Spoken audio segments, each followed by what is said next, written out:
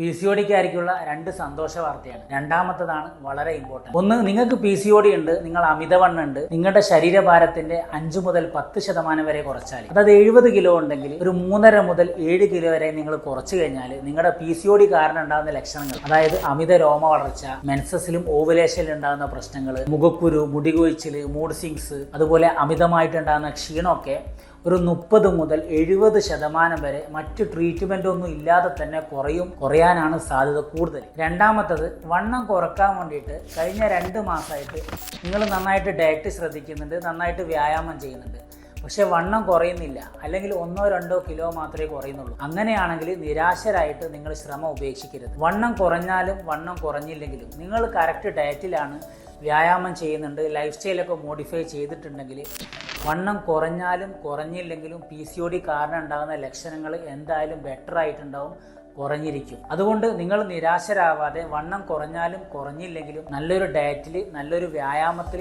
Life സ്റ്റൈലിൽ happy ആയിട്ട് തുടർന്നുകൊണ്ടിരിക്കുക. Result എന്തായാലും കിട്ടിയിരിക്കും. ഈ ഒരു അറിവ് ഉപകാരപ്രദമാണെങ്കിൽ മറ്റുള്ളവരിലേക്ക് ഷെയർ ചെയ്യുക.